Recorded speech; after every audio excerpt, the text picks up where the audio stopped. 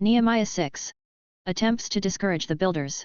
When Sanballat, Tobiah, Geshem the Arab, and the rest of our enemies heard that I had rebuilt the wall and that no gap was left in it, though at that time I had not installed the doors in the city gates, Sanballat and Geshem sent me a message, "Come, let's meet together in the villages of the Ono Valley."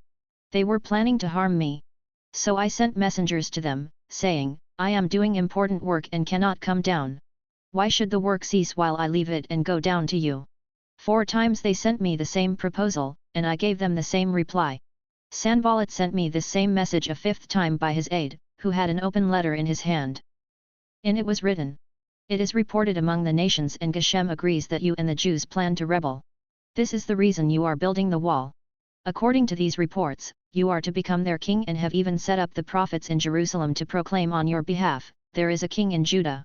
These rumors will be heard by the king. So come, let's confer together." Then I replied to him, "There is nothing to these rumors you are spreading, you are inventing them in your own mind."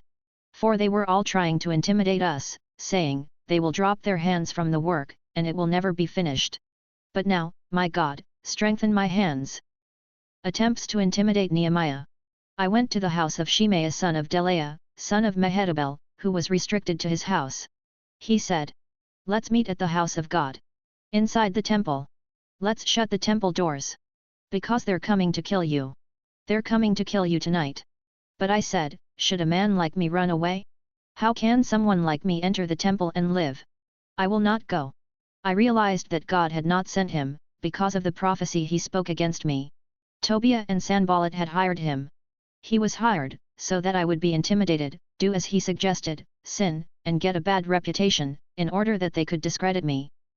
My God, remember Tobiah and Sanballat for what they have done, and also the prophetess Noadiah and the other prophets who wanted to intimidate me.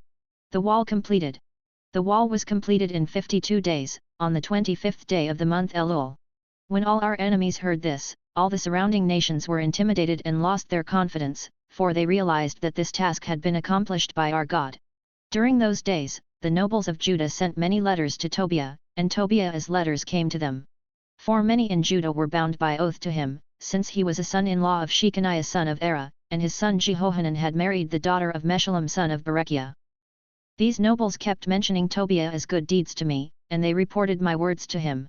And Tobiah sent letters to intimidate me.